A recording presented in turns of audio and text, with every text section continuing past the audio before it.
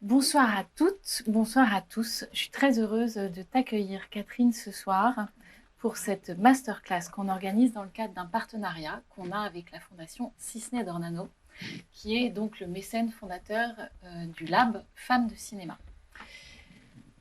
Il y a beaucoup de femmes d'ailleurs. Donc, le Lab est un think tank qui travaille sur le thème de la place des femmes dans le cinéma. C'est un think tank qui travaille un peu plus généralement aussi sur le thème de la représentation de la diversité derrière et devant la caméra. On publie chaque année une étude annuelle sur la place des réalisatrices en Europe. Alors, je contextualise un petit peu cette discussion parce que je trouve que c'est toujours intéressant de rappeler les chiffres. Et les chiffres sont assez cruels et sont les suivants. Entre 2012 et 2018, on est passé vaillamment, mais très lentement quand même, d'un chiffre de 18% de femmes réalisatrices en Europe à un chiffre de 20% en 2017. Donc on part de bas, on monte pas très haut et pas très vite, et en 2018, patatras, on revient au chiffre de 2012. Donc tout ça est assez poussif. Autre chose qui est assez poussive et qui est aussi cruelle, c'est quand on repart des chiffres sur les statistiques entre le nombre de femmes qu'on trouve dans les écoles de cinéma. C'est-à-dire que dans les écoles de cinéma, un élève sur deux est une femme. Au moment du premier court-métrage, il n'y a plus qu'une femme sur trois réalisatrices. Au moment du premier et deuxième long, c'est une sur quatre. Et à partir du troisième long et plus, on a une sur six. Donc on a une évaporation des réalisatrices en Europe qui est assez sidérante. Alors tout ça pour dire qu'au Lab, on fait cette étude, on fait des ateliers et on fait des masterclass parce que précisément, on croit qu'il est important de montrer des rôles modèles, dont, chère Catherine, tu es évidemment, pour montrer que précisément, il est possible d'être une femme, d'être réalisatrice et de faire des grands films. Je vais commencer par te présenter. Pour dire tout d'abord que tu as toujours été une passionnée de cinéma. Depuis ton plus jeune âge, tu as dit que tu voulais travailler là-dedans. Alors au départ, plutôt comme actrice. Et puis en fait, ce qui se passe, c'est que finalement, c'est plutôt dans l'écriture et dans la réalisation que précisément tu trouves ton chemin et cela assez vite. Tu rencontres un succès immédiat avec tes 3 premiers cours que tu réalises dans les années 80. Tu écris ton premier long, donc c'est Poker, en 1988. On peut dire que tu rencontres vraiment le grand public avec La Nouvelle Ève, et ça, on est en 99. Donc, tu es une habituée des sélections cannoises et des plus grands festivals du monde. Tu as désormais 11 longs métrages à ton actif. Alors, on est déjà au stade où je ne vais pas faire l'inventaire à l'après-vert pour tous les citer. Quand même, pour le plaisir, citer Les Amoureux, La Répétition, et aussi Partir, ton 7e long, qui est sûrement celui qui a rencontré le plus grand succès, c'est ça, en France et à l'international. On peut aussi évoquer La Belle Saison ou encore Un amour impossible, qui a notamment remporté le prix Alice Guy. Ton 11e long métrage, La Fracture, est sorti en salle mercredi dernier et a été récompensé de la Queer Palm cette année à Cannes. En plus de tes métiers donc de scénariste et de réalisatrice, tu donnes des cours à la Fémis, tu participes à des jurys dans de nombreux festivals, tu étais notamment présidente du jury de la Caméra d'Or à Cannes en 2016. C'est une année importante parce que cette année également, tu étais membre du jury des Arcs Film Festival, un festival que nous aimons beaucoup. Ton cinéma est un cinéma de l'engagement, que tu qualifies d'humain et de proche des gens. Il ne se limite pas à tes films, puisque tu es aussi membre du collectif 50-50, membre active, qui milite donc pour l'égalité des genres dans le cinéma, ainsi que du comité 1000 visages, qui s'intéresse à une plus grande diversité, enfin qui œuvre à une plus grande diversité dans le cinéma. C'est un plaisir et un honneur de te recevoir cette semaine. Alors, précisément parce que tu es en plein marathon, enfin, tu vas nous raconter ça, mais en gros, tu présentes ton film, tu l'as beaucoup présenté en région et là, le déploiement international est prévu pour les prochaines semaines. Donc, très grand bonheur et honneur de cette conversation ce soir. Cette rencontre va se passer en 4 temps. Donc, tout d'abord, je vais commencer par te poser des questions sur ton parcours. parcours, d'où tu viens, qui tu es. On parlera évidemment de la fracture, parce que c'est quand même ton dernier film. J'élargirai des questions plutôt au sujet aux notions de l'engagement, et puis on gardera un temps d'échange et de questions-réponses avec la salle, où on me dit qu'il faudra absolument que vous parliez bien dans le micro pour qu'on vous entende bien quand ce sera votre tour. Mais pour le moment, c'est le mien et le tien surtout, Catherine. Donc on va d'abord essayer de comprendre un peu qui tu es. Tu dis que tu as toujours eu une passion pour le cinéma depuis ton plus jeune âge. Où est-ce que tu as grandi et qu'est-ce qui t'a donné envie de faire du cinéma? À quel moment tu as eu un déclic? Comment ça s'est passé tout ça? Bonsoir. C'est toujours un petit peu, c'est un peu intime de parler de soi et de revenir aussi très très loin dans le temps maintenant. J'étais dans une petite province, mi-banlieue, mi-province, dans ce qu'on appelle la Seine-et-Marne, qui est une espèce je trouvais, de non-zone, un peu comme ça. Et une vie assez modeste, avec quand même une mère seule, puisque mon père est mort à la guerre d'Algérie. Et après, elle s'est remariée. Enfin bon, et j'ai quand même toujours porté l'héritage de mon père, qui est mort quand il avait 26 ans, et dont on m'avait dit qu'il voulait être acteur, qu'il voulait être metteur en scène, et dont aussi j'avais hérité d'une espèce de malle que ma mère m'avait confiée, dans laquelle il y avait tous ses rêves de films. C'est-à-dire déjà tout ce qu'il, il faisait des petites bandes dessinées, il y avait toute la liste des films qu'il voulait voir. Il parlait de Hitchcock, il parlait de Howard Hawks, de tous les cinéastes, de von Sternberg, tous les cinéastes aussi que j'ai vus après quand j'étais plus âgée. Et puis des disques, et puis du théâtre, etc.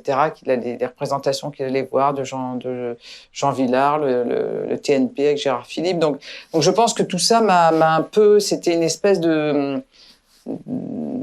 d'endroit d'inconnu pour moi, parce que mon père est mort quand j'avais 2 ans et demi, et j'avais que ça pour évoquer une espèce d'héritage. Donc je pense que cet héritage m'a quand même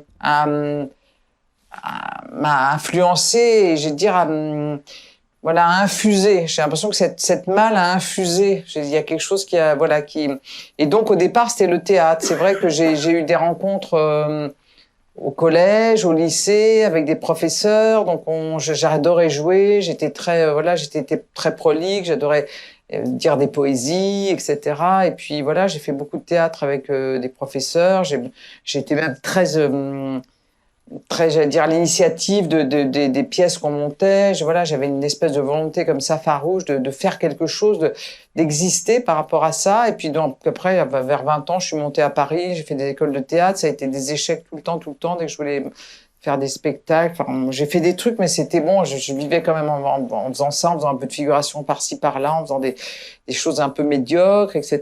Mais je n'arrivais pas à trouver la place dont j'avais envie. Et puis, quand je voyais des gens qui faisaient de la figuration à long terme, je me sentais que c'était pas vraiment par là que c'était très frustrant, quoi.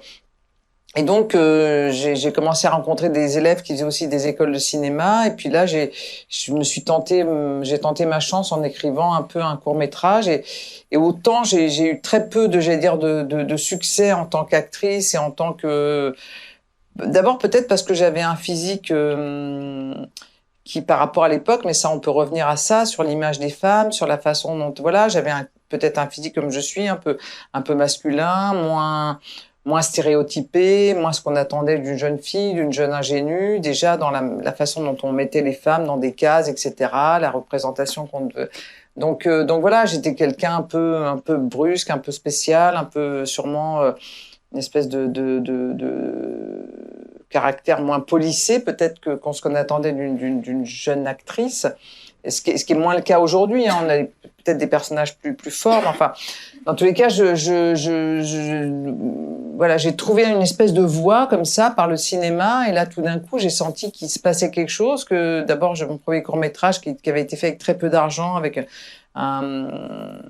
a réussi, enfin, j'avais une subvention d'un petit groupe qui s'appelait le groupe de recherche et d'essais cinématographiques, et ce film a eu du succès. Du coup, ça m'a entraîné à en faire un autre. J'ai eu un peu d'argent pour le faire aussi, etc., etc.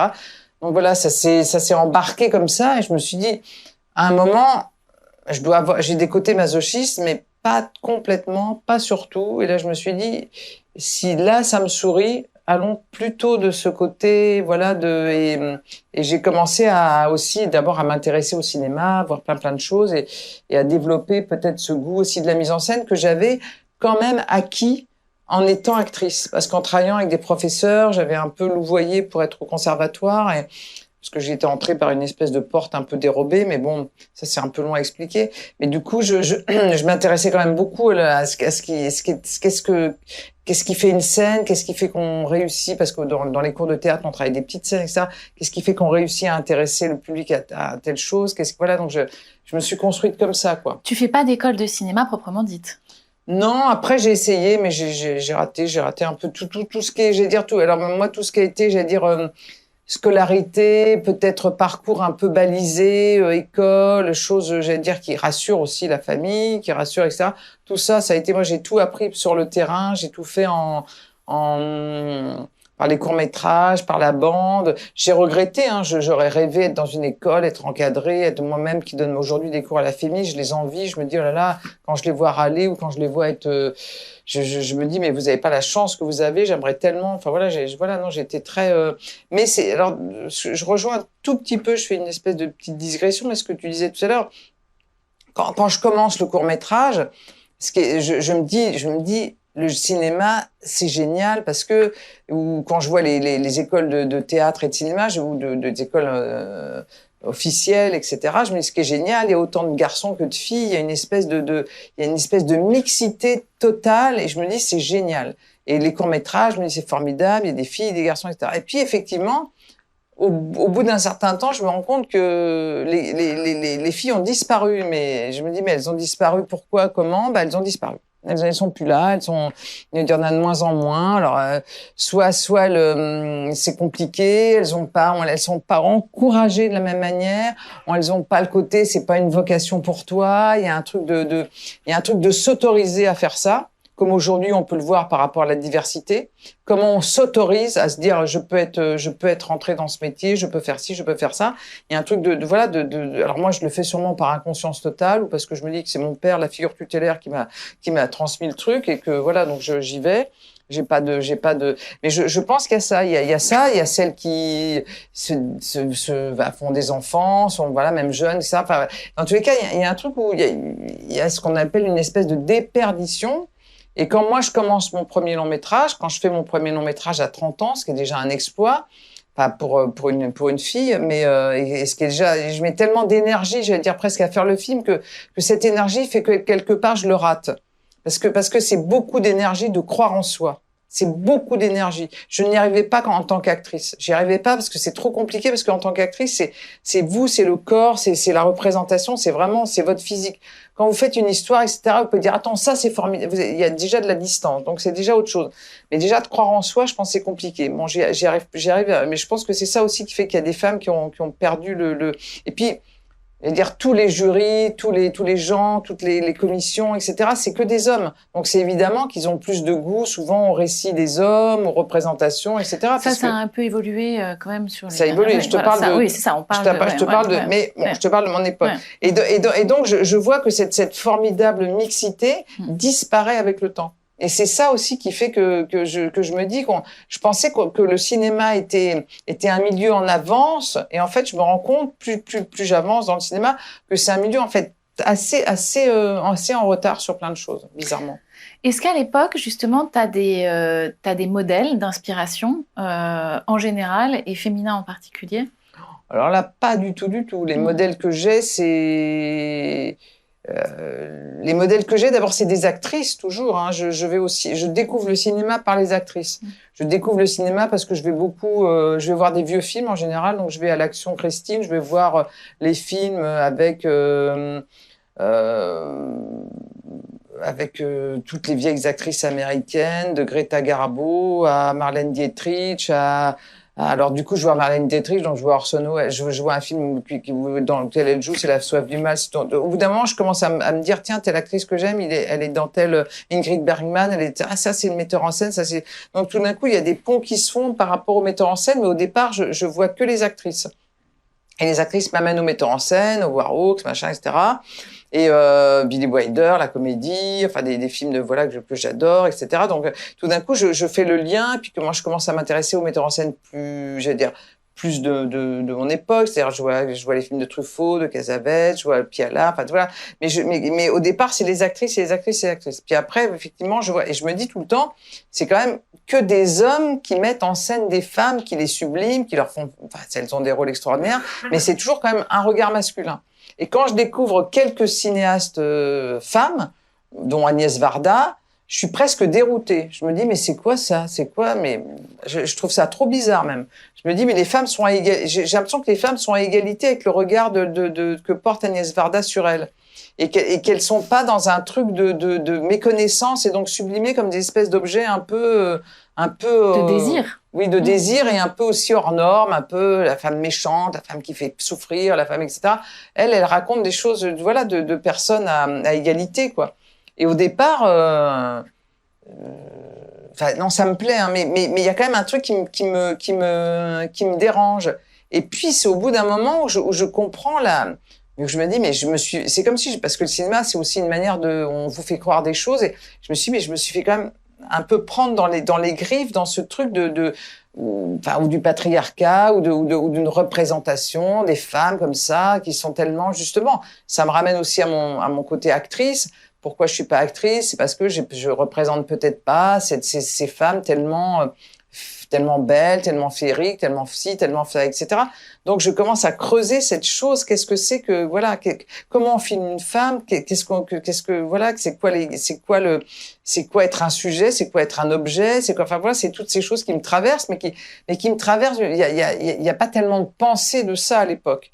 Ça venait beaucoup plus tard, mais c'est quand même des choses qui font que j'ai quand même envie, moi, de faire des films où, à chaque fois, je filme des femmes, des héroïnes, dans des situations où elles s'émancipent enfin, comme d'en partir, où elle s'échappe de sa condition d'épouse, où elle part vers un autre homme, et c'est compliqué. Enfin, j'essaye toujours, ou de personnages très, voilà, qui cherchent leur désir, qui sont, pas comme dans La Nouvelle Ève. Enfin voilà, en tout cas, je cherche à créer. Qu'est-ce qui m'intéresse dans ce qu'est une femme moderne aujourd'hui, dans ce qu'est une femme qui se pose des questions, qui a envie de pas correspondre aux stéréotypes dans lesquels on l'enferme, etc. Donc voilà, je sillonne ça, et puis je suis aussi dans ce qui est très étrange, c'est que mon parcours de cinéaste est aussi mon parcours de femme.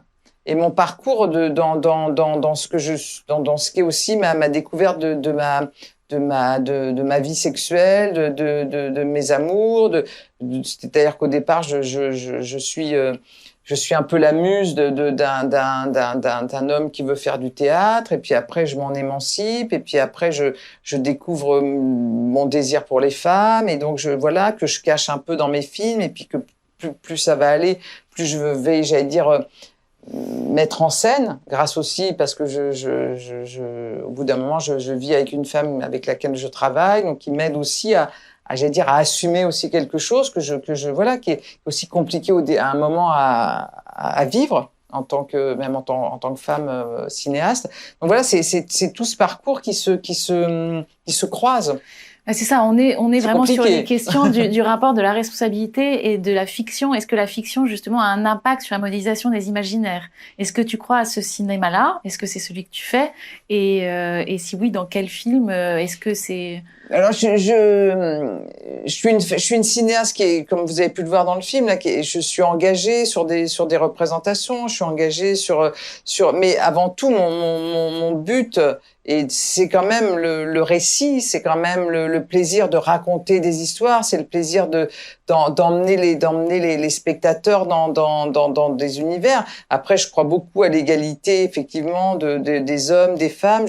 Voilà, je ne me verrais pas montrer des femmes qui sont, j'allais dire, qui sont écrasées ou qui sont vues voilà, d'une certaine façon, qui qui sont ridiculisées. Voilà, donc c'est sûr que j'ai un devoir, j'ai une responsabilité dans mes représentations des femmes et telles que j'ai envie qu'elles s'interrogent, qu'elles se libèrent, qu'elles soient fortes, qu'elles soient fortes en tout cas même si elles sont faibles, qu'elles découvrent qu'à travers leur faiblesse peut être une force, etc.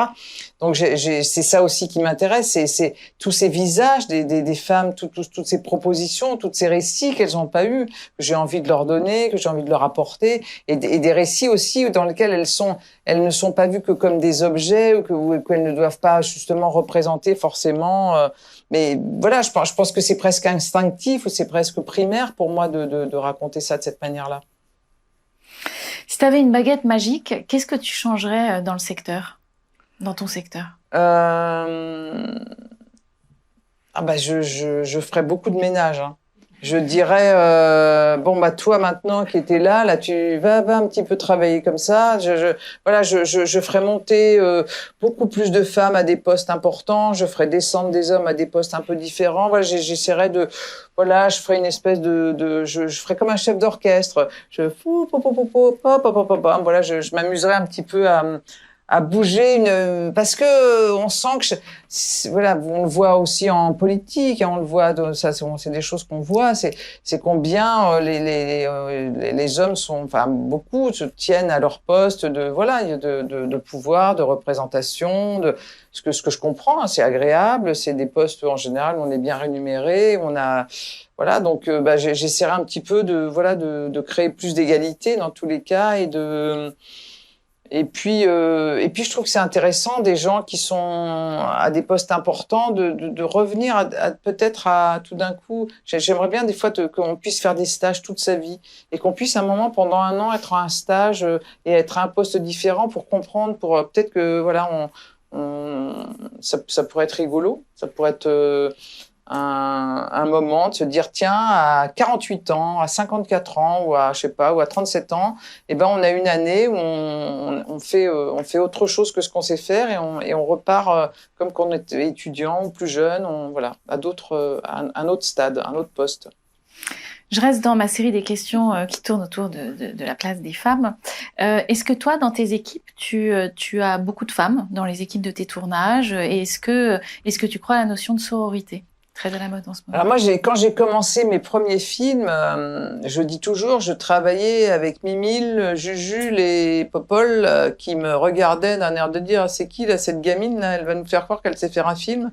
Et voilà, donc c'était les vieux de la vieille, c'était que des mecs bien burinés et qui Et quand j'ai fait mon deuxième film, j'ai dit celui-là j'en veux pas, il dégage, celui-là. Donc déjà on s'est dit mais elle est folle cette fille.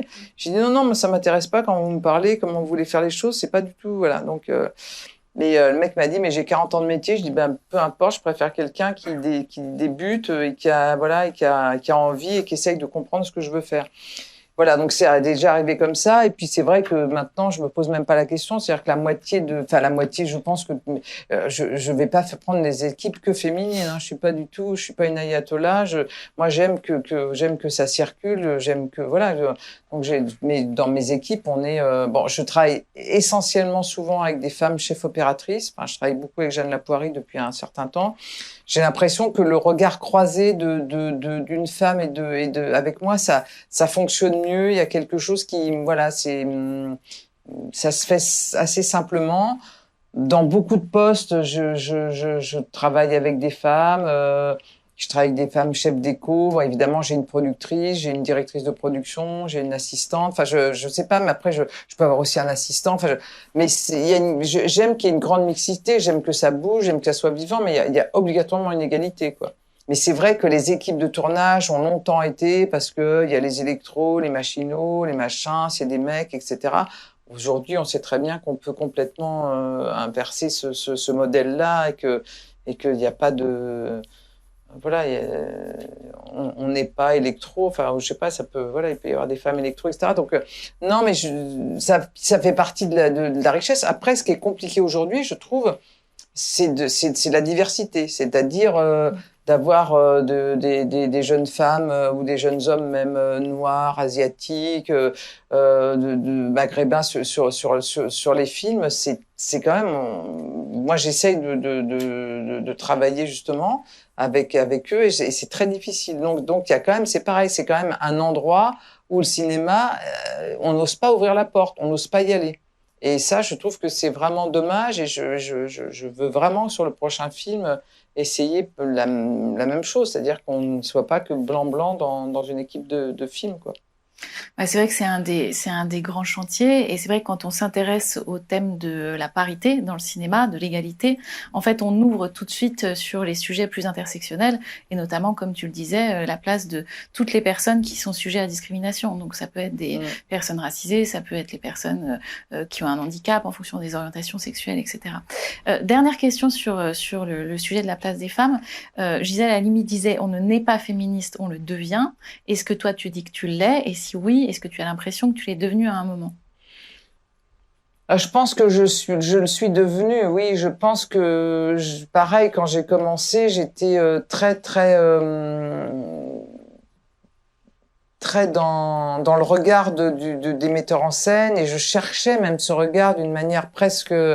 Oui, j'avais envie de plaire, ça me faisait souffrir de ne pas plaire, c'était très, très douloureux. Je comprenais pas parce que j'étais complètement, voilà, j'avais pas les codes, donc je comprenais pas, mais ouais, c'était très, très compliqué.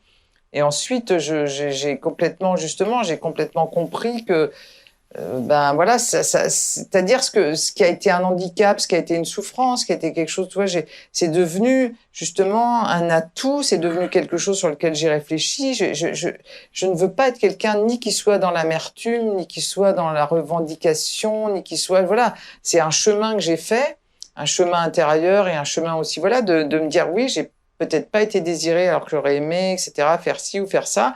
Mais après, c'est de comprendre que aussi la manière dont je devais être représentée ou me représenter ne me correspondait pas, et que la façon dont j'étais était une source de richesse, et que c'était avec cette richesse-là que j'allais avancer, que j'allais faire des projets, que j'allais faire des choses.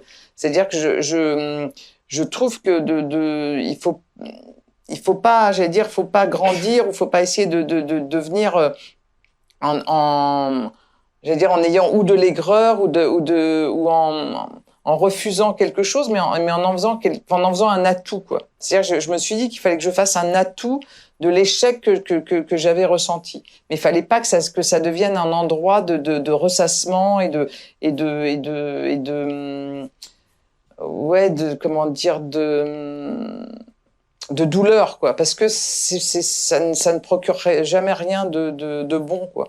Et justement, il fallait avoir plus de hauteur par rapport à tout ça, quoi. C'est compliqué, mais je pense que c'est utile.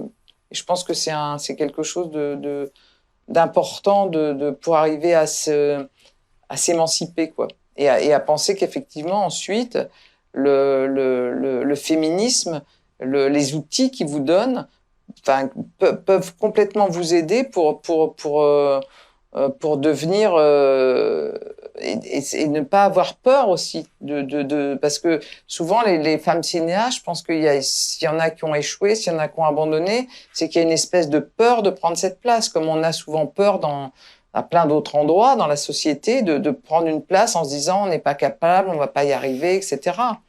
Moi, ma mère, quand elle a vu mon premier court-métrage, elle m'a dit, mais comment t'as réussi? Mais comment t'as réussi? Mais comment t'as fait? Je dis, voilà, elle pensait que jamais j'allais y arriver. C'était tout le temps, faut se cacher, t'as pas les moyens, tu connais personne, tu vas pas le faire et tout. Alors moi, je dis, si, j'ai la volonté, j'ai l'envie, voilà, j'espère que j'ai assez le talent pour le faire, mais je peux être capable. Tenter, expérimenter. On va passer quand même au sujet de ton dernier film, donc La Fracture. J'avais envie de te demander comment t'es venue l'idée de faire ce film, et une fois que tu l'as eu, quelle a été ta démarche de documentation, en fait, à la fois sur la situation des hôpitaux et puis aussi la réalité des Gilets jaunes. C'était simple. Je venais de faire 2 films d'époque, j'avais envie de raconter vraiment quelque chose de très contemporain. On vit avec ma compagne, on vit avec un adolescent. Je me disais, mais j'ai ma nièce. Je me disais, mais quel monde on est en train de leur laisser? On est dans un monde divisé, on est en train de nous monter les uns contre les autres. Je me disais, c'est pas possible. Il faut essayer qu'est-ce que je pense de ça, quoi? J'ai eu des idéaux, j'étais quand même, j'avais plein d'utopies, et puis là, on se retrouve je sais pas, dans un truc où tout d'un coup, voilà, et je réfléchissais, j'avais pas d'idée pour rentrer dans un sujet, je trouvais pas de porte d'entrée. Et alors là, on me reparle, souvent les gens me reparlent d'un film que j'ai fait qui s'appelle La Nouvelle Ève, qui est un film qui est assez drôle avec Karine Viard, qui est le portrait d'une trentenaire dans les années fin 90, dans les débuts 2000, et voilà, qui est assez punchy, etc. Et en me disant, mais alors, remets un peu comme ça, de cette verve dans tes films, etc. Et bon, alors j'ai ça dans ma tête, j'ai ça, etc. Et puis voilà, la vie. Je tombe bêtement dans la rue avec ma copine en train de s'engueuler sur le premier week-end deuxième week-end des Gilets jaunes, parce qu'elle regarde la télé, parce que je trouve que la télé c'est de la connerie, que ça désinforme. Je sais qu'on s'engueule là-dessus, de manière on va à un anniversaire. Je tombe, je me retrouve aux urgences de l'hôpital et là j'ai le déclic, quoi. J'ai le déclic absolu. Alors évidemment, après, j'invente beaucoup de choses, hein, et je me documente, je vais beaucoup à l'hôpital, je vais repasser plein de soirées à l'hôpital, aux urgences pour voir. Mais j'ai le déclic, je me dis, mais les urgences, alors j'ai le déclic, j'invente pas, hein, il y a eu tellement de films sur les hôpitaux, donc voilà, mais j'ai le déclic de me dire, c'est une arène extraordinaire pour se faire rencontrer plein de gens, et puis de faire un truc de comédie. Alors, je me dis, il faut éviter le côté petit théâtre, faut qu'il y ait plein d'intersections, faut que ça arrive à être, voilà, mais voilà, je me dis, allez, c'est l'endroit. Puis bon, la nuit qui passe, les trucs, les infirmières que je regarde qui sont absolument dingues. Je reprends rendez-vous, j'y retourne. Je viens copine avec 2, 3 infirmières qui font que je passe des nuits là-bas. Et c'est comme ça que ça naît, quoi. Et du côté des Gilets jaunes? C'est pareil. Alors, j'écoute une femme géniale. Alors que, en plus, j'ai rencontré quand je faisais du théâtre, parce qu'Antoine Vitesse m'en avait parlé, qui est devenue académicienne. Donc c'est une écrivaine, c'est pas n'importe qui, elle est académicienne, c'est pas, c'est pas, comment dire, c'est pas une révolutionnaire et elle parle magnifiquement des Gilets jaunes. Elle dit, mais on a opposé d'une manière un peu comme ça la France de ceux voilà qui serait la France du formica, du mauvais goût, à la France du bon goût, etc. Mais elle parle de ce côté populaire, de ce que je trouve génial aussi, hein, de ce que sont les ronds-points, des endroits où les gens se rencontrent, se parlent, etc. Et d'une France de la France de la commune, la France de l'insurrection, la France de gens voilà qui ont envie de parler, voilà, et je trouve qu'on l'a beaucoup méprisé, on l'a beaucoup effectivement catégorisé, on a beaucoup dit l'extrême droite, le machin, etc. Donc je me dis, je vais me servir de mon personnage pour à la fois me moquer de moi, pouvoir leur tirer à boulet rouge sur eux, et puis qu'eux me renvoient aussi les faits que les petits bourgeois ou les petites peut donner, etc. De cette division de cette société, j'essaye d'en faire comme dans les comédies italiennes, voilà, des situations drôles, etc. Tout en racontant à travers ça l'hôpital. Donc je me dis, voilà, c'est ça le sujet de mon film, c'est est-ce qu'on peut être dans une société où on va se réconcilier, ou est-ce qu'on va être dans une société où on va tout le temps être dans des écarts, se creuser, avoir des flics qui sont des fonctionnaires, qui vont taper sur des gens, qui vont se faire soigner, des fonctionnaires qui vont soigner les personnes qui ont été blessées. Est-ce qu'on va se retrouver dans ce système absurde? C'est pour ça que le film dérape par moments vers des trucs complètement absurdes, avec la scène du petit chien, la scène de la radio, où voilà, où je me dis, il faut rire aussi de nos impasse, de notre non-communication. Et moi, dans tout ça, je raconte quelque chose où j'ai de l'espoir, et en même temps, je raconte une réalité que je trouve détestable, de gens, voilà, qui sont blessés, qui sont abîmés, qui sont, voilà, et qui ont pas demandé. Donc c'est ça l'idée du film. Voilà. Je pensais aussi à la notion d'image manquante, tu sais, d'Iris Bray, donc, qui est cette critique de cinéma, qui dit qu'en fait les images manquantes, c'est les personnages qu'on ne voit pas, qu'on ne raconte pas. Et au travers de Raph, dont on peut considérer qu'il y aurait quelques ressemblances avec ta personne, et dans le personnage de Yann, évidemment, est-ce que tu es en train d'aller combler justement cette notion d'image manquante? Ben oui, parce après on a des représentations moi je prends un gilet jaune tel que je l'imagine aussi, parce que pour moi c'est la France populaire, c'est les films des années 50, c'est ou les films de Carnet, c'est aussi la façon dont il parle, dont il s'exprime, c'est très imagé, c'est très poétique, voilà, c'est ces espèces de choses que j'aime, que j'ai aimé dans le cinéma, même le cinéma avec les films de Gabin, etc., les grandes gueules, les machins, etc.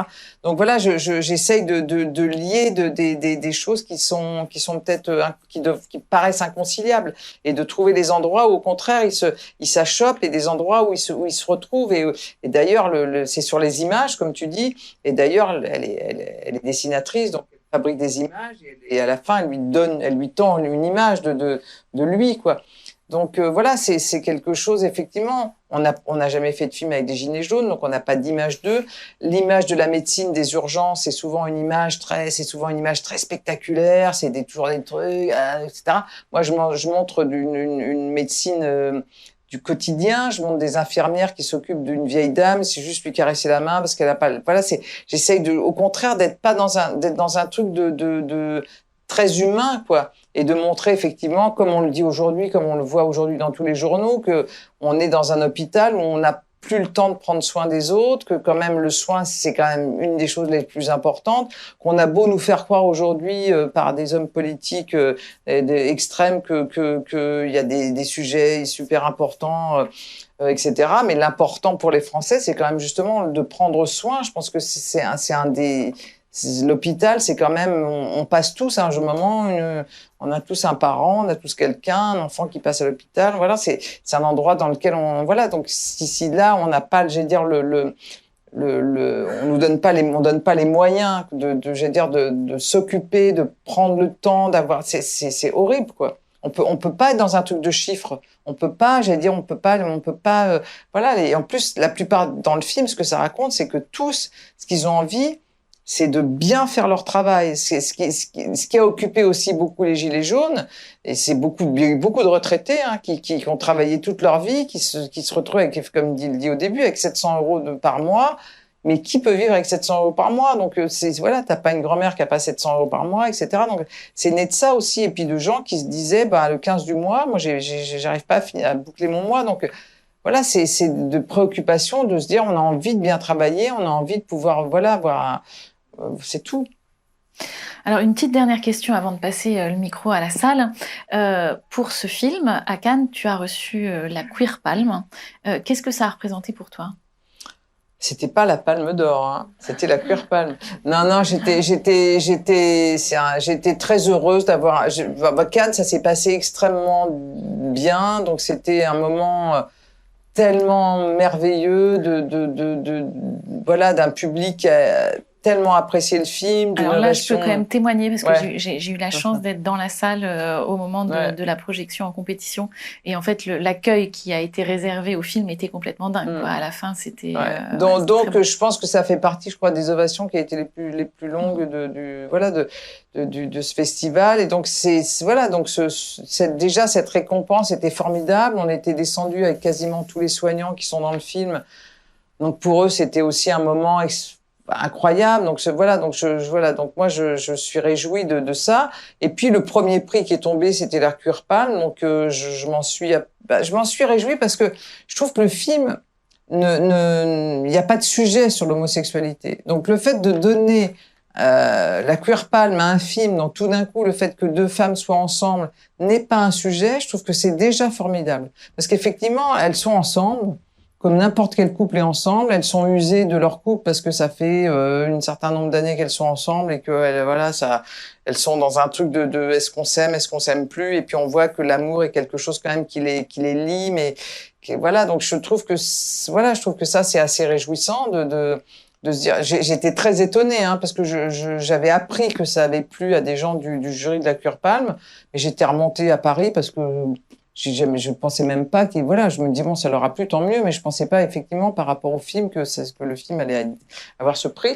Donc voilà, donc c'était super chouette. Et puis il y a 10 jours, on a fait une présentation au Majestic Bastille, justement pour la Queer Palm à un public, et c'était magnifique. Les gens étaient très voilà, très très chaleureux. Donc voilà, moi de toute façon tout ce qui est bon à prendre est bon à prendre et voilà, donc on a accueilli ce prix avec beaucoup de, j'ai trouvé que c'était voilà qu'il y avait beaucoup d'intelligence à le donner à ce film, donc j'étais plutôt ravie quoi.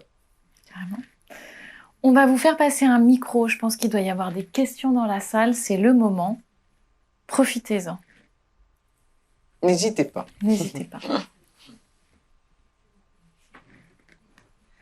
Bonsoir, déjà bravo parce que c'est un film vraiment extraordinaire, très humain avec beaucoup de nervosité dans l'écriture, à façon dont c'est filmé, et puis on rit, c'est vrai, des situations assez cocasses. J'ai 2 questions. La première, combien de temps vous avez mis justement à enquêter, à investiguer avant d'écrire et de tourner? Et deuxième question, comment vous avez trouvé vos actrices et vos acteurs?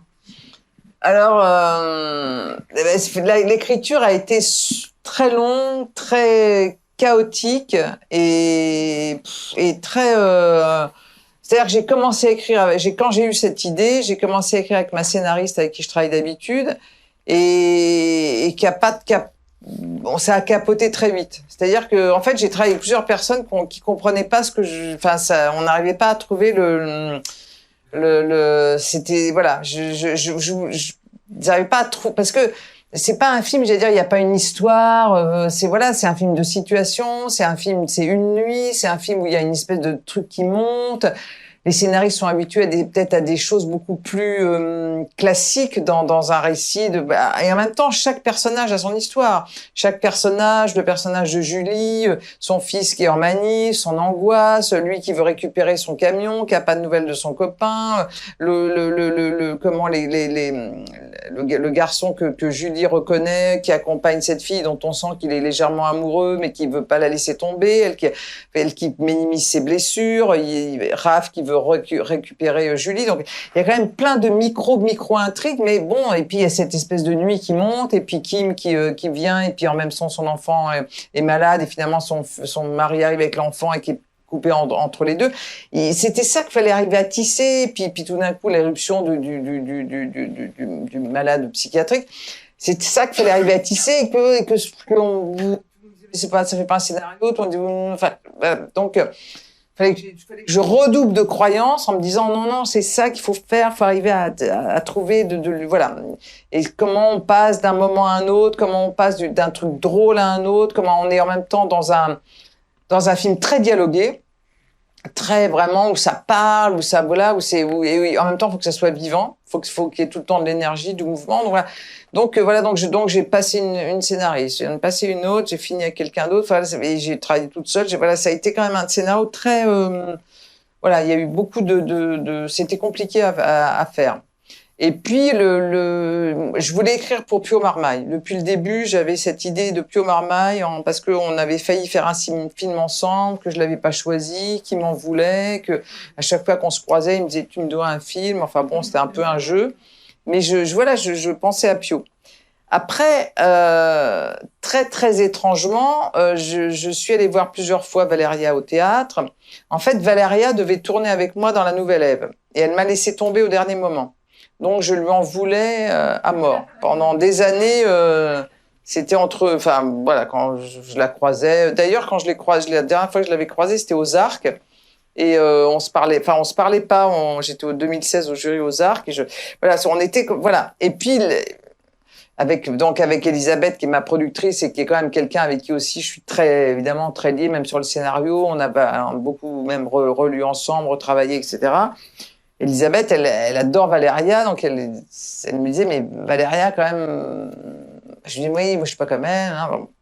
Voilà, donc, et puis voilà, puis finalement, je suis allée trouver Valéria, qui m'a dit, bah, je te laisserai pas tomber, qui m'a, voilà, et puis j'allais dire, je me suis absolument régalée de travailler avec elle. Je pense qu'elle a été très heureuse. Elle dit que c'est un film qui l'a rajeunie parce que ça lui a rappelé des films où elle était plus jeune. Elle parle de ce personnage comme un personnage qui n'a pas de surmoi.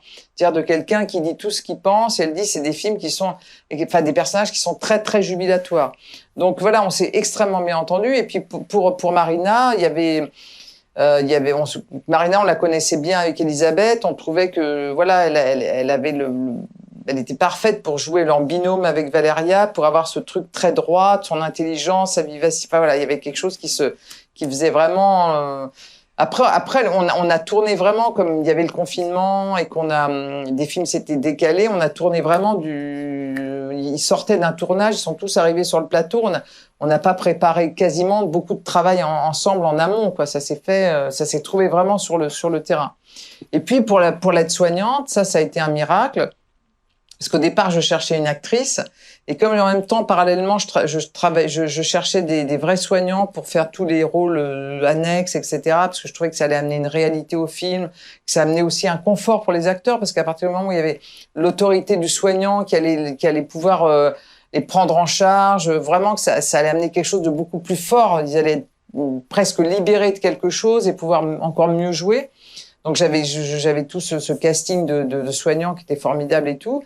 Et à côté de ça, j'essayais de trouver une actrice. Et une actrice, tout d'un coup, face à ses collègues soignants, je sentais que ça marchait pas du tout, quoi. Et donc, il y a eu un miracle que Aïssatou est venue au casting. Très peu aussi de soignants noirs ou asiatiques, etc. sont venus. Mais donc, il y en a elle est venue, et puis on a tout de suite trouvé qu'elle était formidable. Elle était aide-soignante, et donc elle est passée infirmière pour le film.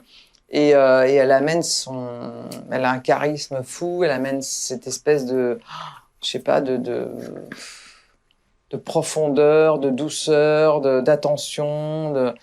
Elle a quelque chose de. Donc voilà, tout ça, c'est constitué. Et ça, je trouve, très bien fonctionner les uns avec les autres, quoi.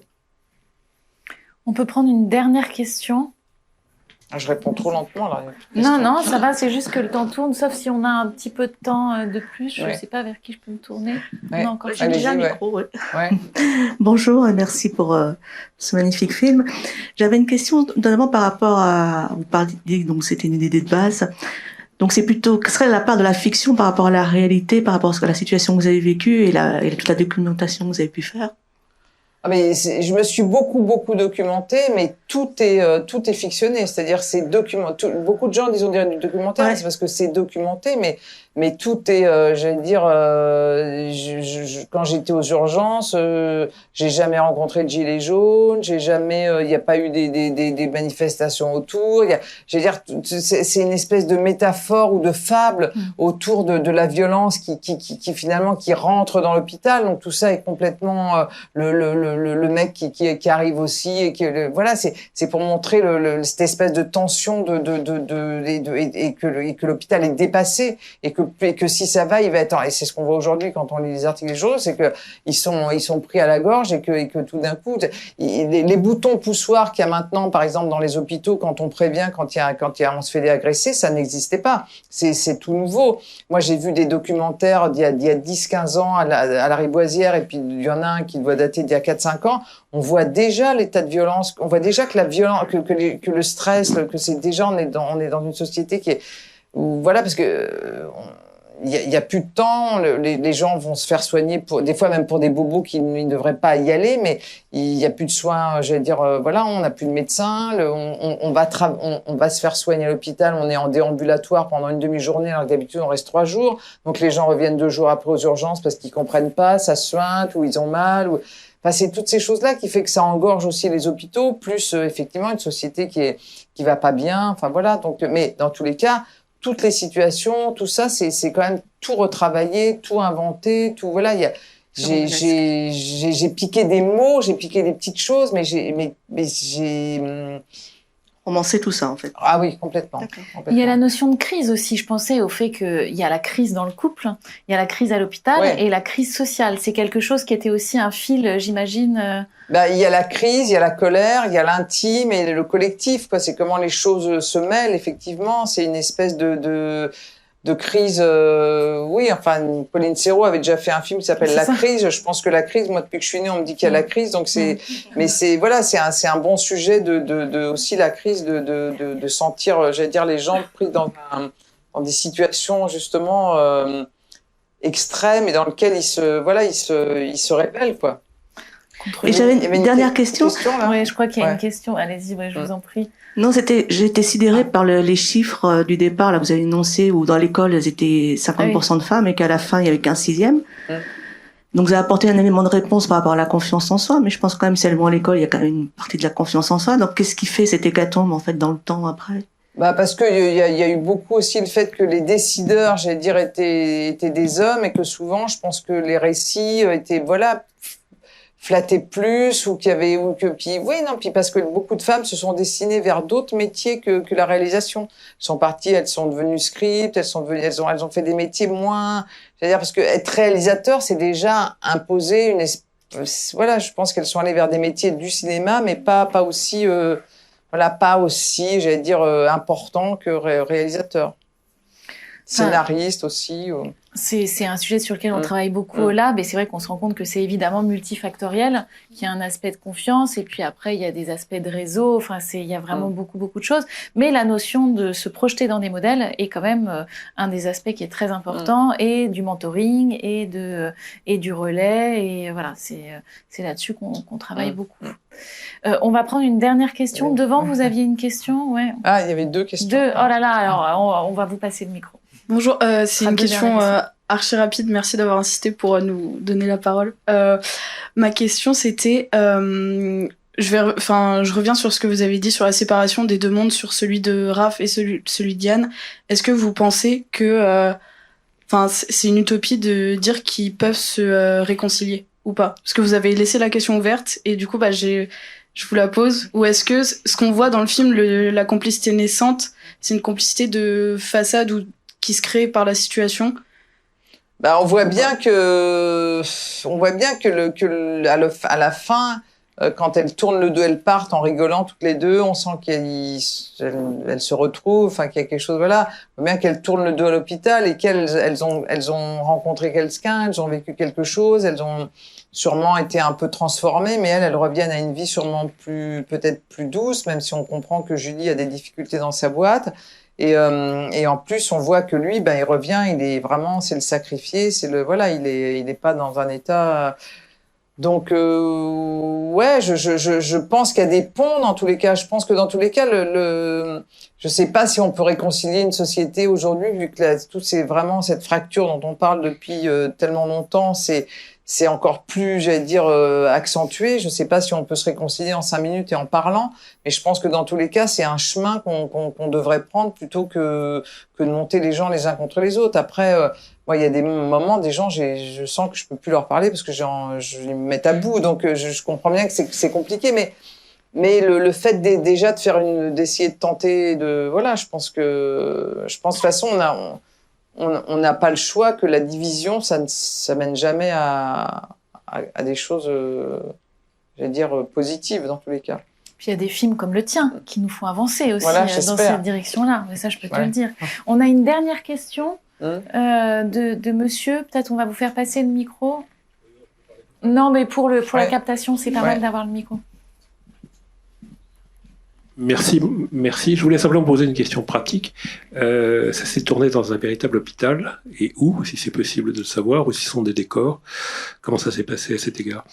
Alors, impossible de tourner dans un hôpital, parce qu'un hôpital, en fonction, c'est ce que je pensais, justement, c'est pour ça. Mais impossible de tourner dans un hôpital désaffecté, dans des ailes d'hôpitaux désaffectés, impossible puisqu'on était en début entre le deuxième confinement, etc., et qu'on a on avait l'espoir de tourner au moins des couloirs, au moins c'est l'endroit justement quand elle vient pour voir son bébé, etc.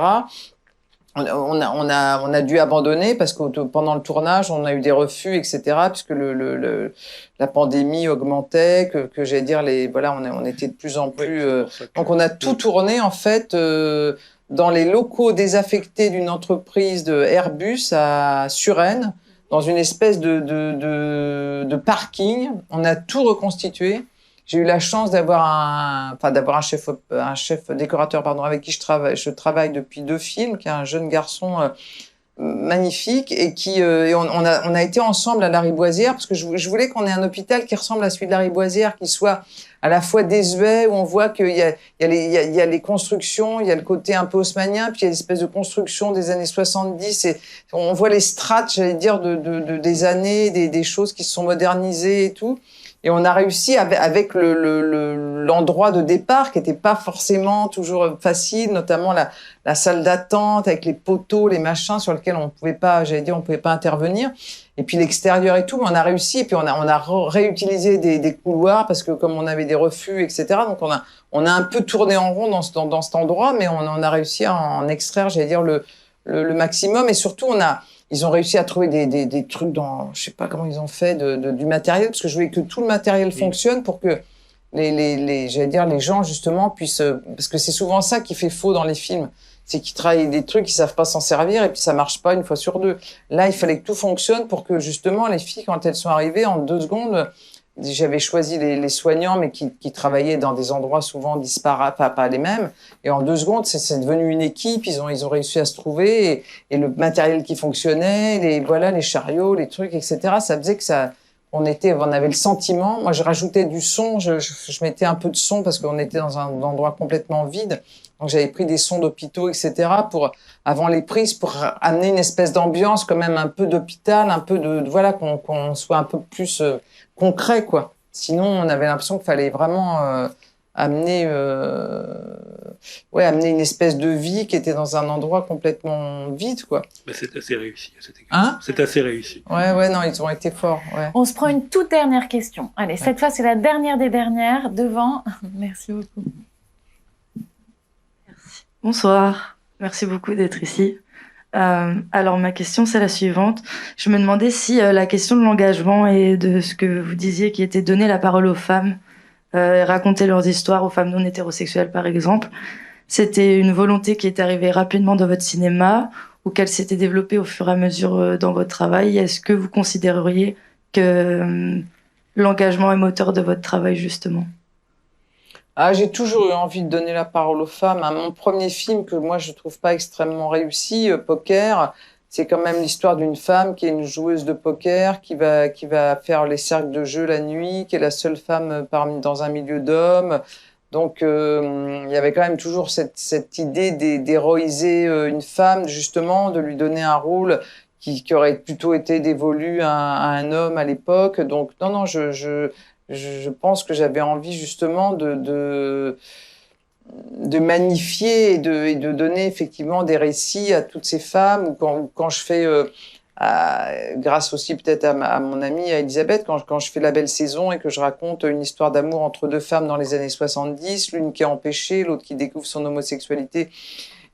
Voilà, j'ai l'impression que moi, c'est des récits qui m'auraient aidé si j'avais eu 20 ans ou 25 ans, enfin, quand j'ai 20 ans, 25 ans, de découvrir justement des films qui proposent, je veux dire, des images qu'on n'a pas l'habitude de voir, justement, pour les femmes. Donc non, pour moi, ça a été un truc important et qui me porte encore, et j'ai encore aujourd'hui d'idées de plein de récits où je me dis pour les jeunes, pour la diversité, enfin voilà, j'ai vraiment envie c'est pas que je me sens engagée, c'est que c'est presque comme si c'était une voix qui avait été comprimée et que j'ai envie qu'elle sorte, quoi, que j'ai envie que ces récits soient importants. Après, j'ai envie de les mêler avec d'autres récits parce que je me dis pas que je veux simplement, comme là, j'avais envie de raconter l'histoire aussi de Yann, j'avais envie que ça se mélange parce que parce que pour moi la vie c'est voilà, on est ensemble, on fait commun avec des différences et tout, et j'ai pas envie d'exclure les récits masculins, etc. Mais pour moi, dans tous les cas, ces récits de femmes, ils sont forts, ils sont importants. Ouais. Merci beaucoup. Alors, j'ai envie de te dire merci à toi, tout d'abord, chère Catherine, pour ton film, et puis pour ce témoignage et la générosité de ce moment. Tu fais des femmes qui sont tu fais des films, voilà, le lapsus, des films qui sont importants et qui sont utiles. Je veux aussi remercier Sisley et la fondation Sisley d'Ornano qui nous accueille ce soir et qui est le mécène fondateur du Lab Femmes de Cinéma, sans lequel le Lab n'existerait tout simplement pas. Et puis puis je veux vous remercier toutes et tous pour votre attention et votre présence. Voilà. Et alors surtout, je vais le redire encore, comme on a dû vous le dire 100 fois quand vous allez au cinéma, quand vous découvrez des films, etc., n'hésitez pas, mais même parler du film, demandez aux gens d'y aller. On est quand même dans une situation aujourd'hui très particulière où on a du mal à faire revenir les gens en salle.